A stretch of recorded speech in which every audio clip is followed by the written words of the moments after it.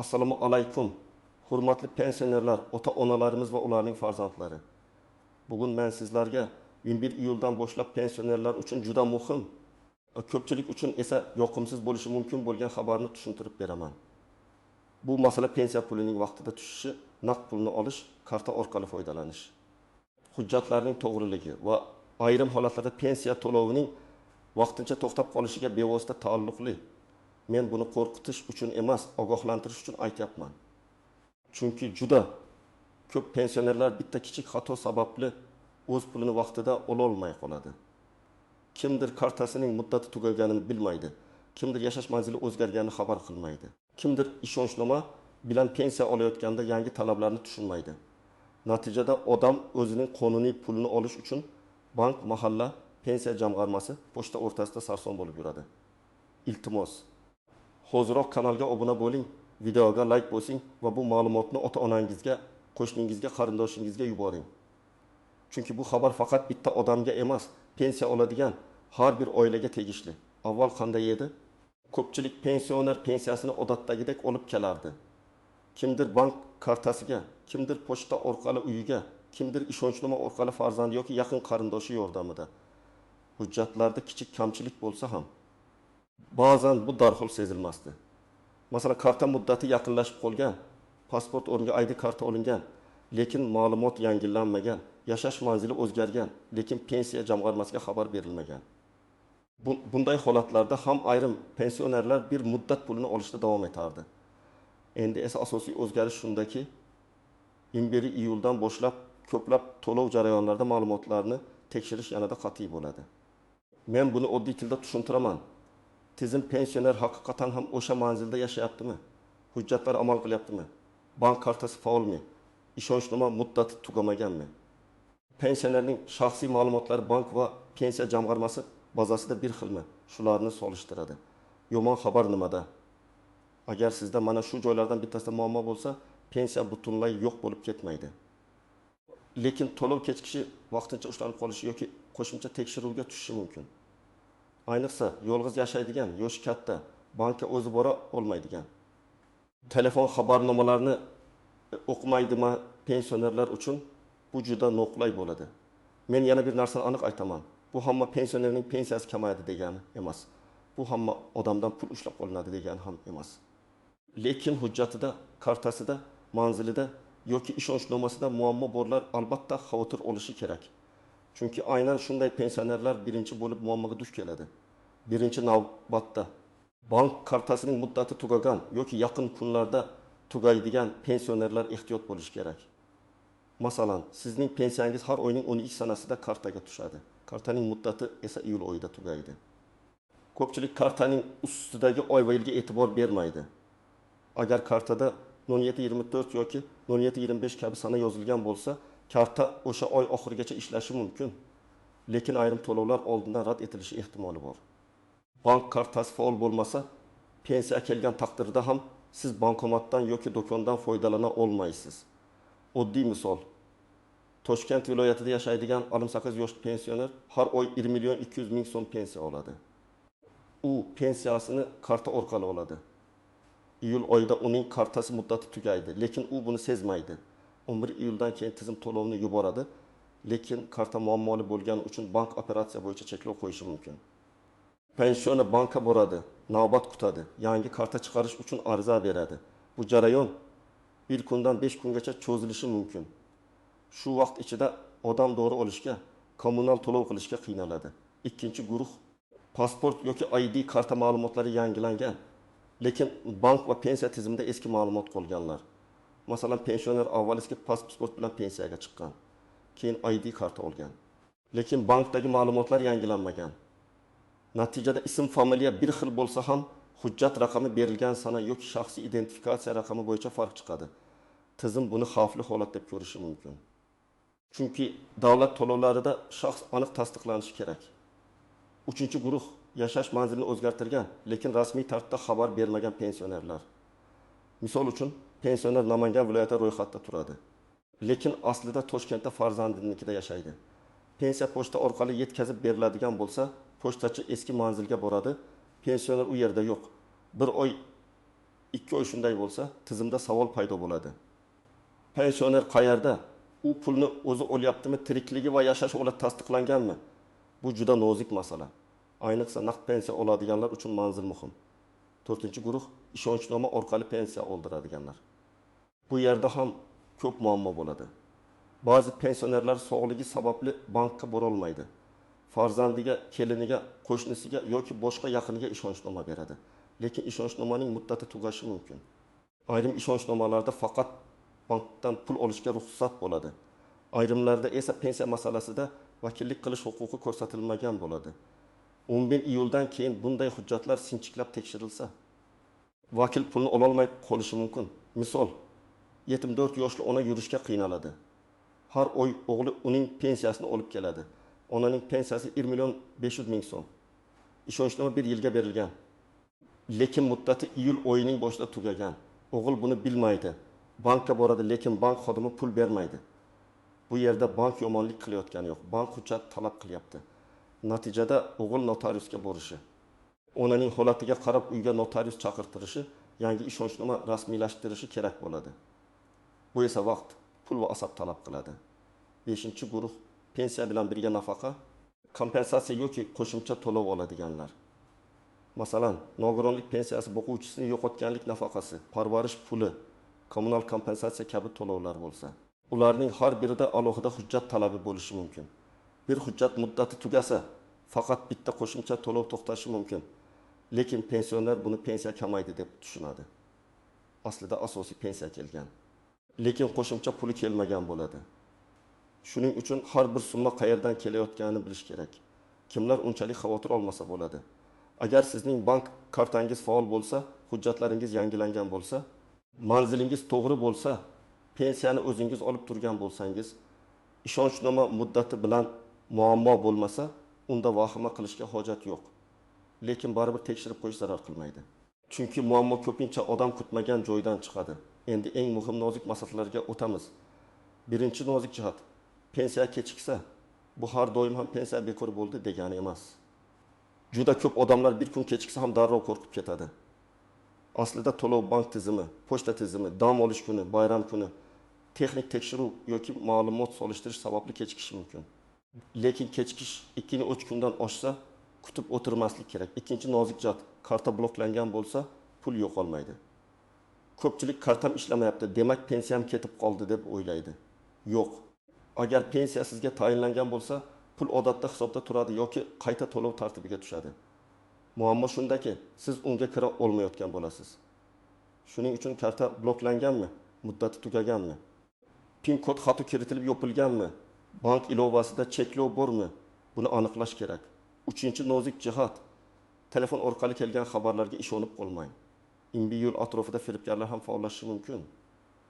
Ular pensionerlarga qo'ng'iroq qilib, pensiyangiz to'xtab qolmasligi uchun karta raqamini ayting, SMS kodini ayting, yangi tartib bo'yicha ro'yxatdan o'tkazamiz.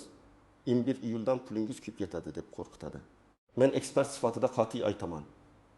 Hech qachon hech kimga SMS kodni, bank kartaning orqa tomonidagi raqamni, PIN kodni aytmang. Pensiya jamg'armasi, bank yoki mahalla xodimi sizdan telefon orqali SMS kod so'ramaydi. Misol keltiraman. Pensionerga noma'lum raqamdan qo'ng'iroq qilishadi. Sizning pensiyangiz 11 iyuldan to'xtaydi. Hozir tekshiruvdan o'tkazmasak pulingiz qaytib ketadi deyishadi. Keyin kartaning 2 xonali raqamini, amal qilish muddatini va SMS kodini so'rashadi. Pensioner ishonib aytadi. 10 daqiqadan keyin kartadagi 800.000 so'm yechib olinadi. Keyin bankka borib pulni qaytarish juda qiyin bo'ladi. Shuning uchun bunday qo'ng'iroqlarga darhol men bankka o'zim boraman deb javob bering va telefonni qo'ying. 4-nozik jihat. Pensioner chet elda bo'lsa yoki uzoq muddat boshqa hududda yashasa, alohida tekshiruv bo'lishi mumkin. Ba'zi holatlarda pensionerning tirikligi, yashash holati yoki vakil orqali pul olayotgani tasdiqlanishi kerak bo'ladi. Bu ayniqsa uzoq vaqt shaxsan ko'rinmagan pensionerlarga tegishli. Bunday holatda farzandlari nima uchun pul to'xtadi deb hayron bo'ladi. Sabab esa oddiy. Tizim pensioner haqiqatan ham to'lovni olish huquqiga ega ekanini tasdiqlamoqchi bo'ladi. 5-nozik jihat, vafot etgan pensioner nomiga pul olish og'ir oqibatlarga olib kelishi mumkin. Men buni juda ochiq aytaman. Agar pensioner vafot etgan bo'lsa, uning kartasidan yoki ishonchnomasi orqali keyingi oylar uchun pul yechib olish mumkin emas. Bu ortiqcha to'langan mablag' hisoblanadi va keyinchalik qaytarish talab qilinadi. Ba'zan jarima yoki huquqiy javobgarlik masalasi ham kelib chiqadi. Shuning uchun oilada shunday og'ir holat yuz bersa, tegishli idoralarga o'z vaqtida xabar berish kerak. 6-chi nozik jihat: pensionerning qarzi bo'lsa, ayrim ushlab qolishlar bo'lishi mumkin. Masalan, aliment, sud qarori, kredit bo'yicha ijro hujjati yoki boshqa majburiy undirish bo'lsa, pensiyaning ma'lum qismidan ushlab qolinishi ehtimoli bor. Lekin bu ham qonuniy chegaralar asosida bo'lishi kerak. Agar siz pensiyangizdan nima uchun pul kamayganini tushunmasangiz, bankdan hisob varaq ko'chirmasini oling. Keyin pensiya jamg'armasidan to'lov tafsilotini so'rang. Taxmin bilan yurish kerak emas. 7-chi nozik jihat: hammaning pensiyasi kamayadi degan gaplarga ishonmang. Internetda ko'p vahimali xabarlar tarqaladi. Aslida o'zgarish ko'pincha to'lov tartibi, hujjat tekshiruvi, karta va ma'lumotlarni moslashtirish bilan bog'liq bo'ladi. Lekin pensionerlar bu farqni bilmagani uchun qo'rqib ketadi. Men sizga aniq aytyapman. Asosiy xavf pensiyaning kamayishida emas, pulni vaqtida ola olmay qolishda. Birinchi qadam: bank kartangizni tekshiring. Kartaning old tomonida amal qilish muddati yozilgan bo'ladi. Agar muddat tugagan bo'lsa yoki shu oy tugayotgan bo'lsa, bank filialiga boring. O'zingiz bilan ID karta yoki pasportni oling. Agar o'zingiz bora olmasangiz, bankdan imkoniyatlarni so'rang. Ayrim holatlarda vakil orqali yoki maxsus tartibda xizmat ko'rsatish mumkin. Kartani oxirgi kunga qoldirmang. Chunki pensiya tushadigan kuni karta ishlamasa, o'zingiz qiynalasiz. Ikkinchi qadam: hujjatlaringizni solishtiring. ID karta, pasport, pensiya daftarchasi yoki pensiya guvohnomasi. Bankdagi ma'lumotlar bir-biriga mos bo'lishi kerak. Ism familiyada bitta harf farqi ham muammo tug'dirishi mumkin. Masalan, O'g'loy bir joyda apostrof bilan, boshqa joyda boshqacha yozilgan bo'lsa, tizimda farq chiqishi ehtimoli bor. Bunday holatda bankka yoki pensiya jamg'armasiga murojaat qilib, ma'lumotni to'g'rilatish kerak. 3-qadam: yashash manzilingizni aniqlashtiring. Agar pensiyani pochta orqali olsangiz, pochtachi sizni qaysi manzildan topishini biling. Agar boshqa joyga ko'chgan bo'lsangiz, mahalla va pensiya jamg'armasiga xabar bering. Men vaqtincha qizimnikidaman, keyin qaytaman deb yuraverish ba'zan muammo qiladi. Ayniqsa, bir necha oy davomida eski manzilda bo'lmasangiz, to'lov qaytib ketishi yoki tekshiruvga tushishi mumkin. 4-qadam: ishonchnomani tekshiring. Agar sizning pensiyangizni farzandingiz, turmush o'rtog'ingiz yoki boshqa odam olib berayotgan bo'lsa, ishonchnomaning muddati, mazmuni va kimga berilgani aniq bo'lishi kerak. Notariusdan rasmiylashtirilgan hujjatda pensiya olish, bankdagi hisobdan pul yechish, zarur arizalarni topshirish vakolati ko'rsatilgani ma'qul.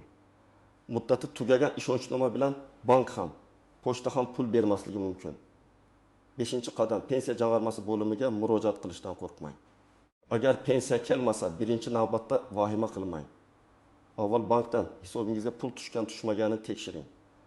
Bank pul kelmagan desa, tuman yoki shahar pensiya jamg'armasi bo'limiga boring. O'zingiz bilan ID karta yoki pasport, bank karta rekvizitlari, pensiya hujjatlari, telefon raqamingizni oling. Agar vakil borayotgan bo'lsa, ishonchnoma ham kerak bo'ladi. 6-qadam: yozma ariza bering. Faqat og'zaki so'rab chiqib ketmang. Agar muammo hal bo'lmasa, mening pensiya to'lovim qaysi sababga ko'ra kechikdi, to'lov holati bo'yicha yozma ma'lumot berishingizni so'rayman. Mazmunda ariza yozing. Arizada familiya, ism, otangizning ismi, tug'ilgan sana, yashash manzili, telefon raqami, pensiya turi va muammo qachondan boshlanganini ko'rsating. Arizani topshirganda ro'yxatga olingan raqamini so'rang. 7-qadam: bankdan ko'chirma oling. Ba'zan pensioner pul tushmadi deydi. Lekin aslida pul tushgan, keyin avtomatik to'lov, kredit, qarz yoki boshqa yechim orqali yechilgan bo'ladi. Bank ko'chirmasi hammasini ko'rsatadi. Qachon pul kelgan, qancha kelgan, qayerga ketgan, bu hujjatsiz muammoni aniqlash qiyin. 8-qadam: SMS xabarnomani yoqing, lekin kodlarni hech kimga bermang. Telefoningizga bankdan xabar kelib tursa, pensiya tushganini darhol bilasiz. Lekin SMS kod boshqa narsa. Xabarnoma kelish yaxshi, kodni aytish esa xavfli. Farqini bilib oling va ota-onangizga ham tushuntiring. 9-qadam: farzandlar ota-onasining hujjatlarini tekshirsin. Ko'p yoshi katta insonlar karta muddati, ishonchnoma sanasi, bank rekviziti, ariza kabi narsalarni tushunmasligi mumkin. Farzandlar haftada bir marta vaqt ajratib, ota-onasining pensiya masalasini tekshirib qo'ysa, katta muammolarning oldi olinadi. Bu faqat pul masalasi emas, bu hurmat va mas'uliyat masalasi. 10-qadam, agar sizga noto'g'ri ushlab qolish bo'lgandek tuyulsa, darhol aniqlik kiriting. Masalan, oldin 1 million 405 ming so'm olardingiz, endi 1 million 100 ming so'm keldi. Bu holatda pensiyalar kamayibdi deb xulosa qilmang. Sababini so'rang. Ehtimol qo'shimcha to'lov muddati tugagan, ehtimol qarzdorlik bo'yicha ushlab qolingan, ehtimol texnik xatolik bo'lgan. Har bir holat hujjat bilan aniqlanadi. Yana bir muhim maslahat, navbatda turganda yoki bankdan chiqqanda notanish odamlarga hujjatingizni bermang. Ba'zi odamlar men yordam beraman, arizangizni tezlashtiraman, kartangizni tekshirib beraman deb yaqinlashadi. Ayniqsa yoshi katta insonlar bunday gaplarga ishonuvchan bo'ladi. Hujjatni faqat rasmiy xodimga, rasmiy joyda ko'rsating. Kartani hech kimning qo'liga bermang. Demak, 21 iyuldan pensionerlar uchun eng yomon xabar shuki, hujjat, karta, manzil yoki ishonchnomada muammo bo'lsa, pensiya to'lovi kechikishi yoki vaqtincha to'xtab qolishi mumkin. Bu hammaning pensiyasi kamayadi degani emas, lekin beparvo bo'lgan odam sarson bo'lishi aniq. Men sizlarga eng kerakli yo'lni aytdim. Kartani tekshiring. Hujjatlarni yangilang, manzilni aniqlashtiring, ishonchnomani ko'ring, bankdan ko'chirma oling, pensiya jamg'armasiga yozma murojaat qiling va firibgarlardan ehtiyot bo'ling. Eng muhimi, SMS kodni hech kimga aytmang. Agar sizda pensiya kechikishi, karta bloklanishi yoki ishonchnoma bilan bog'liq muammo bo'lgan bo'lsa, albatta kommentariyada yozing.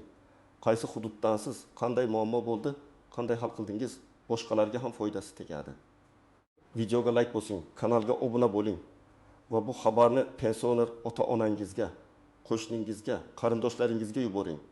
Chunki bir odam vaqtida ogohlantirilsa, uning bir oylik pensiyasi asabi va vaqti saqlab qolinadi.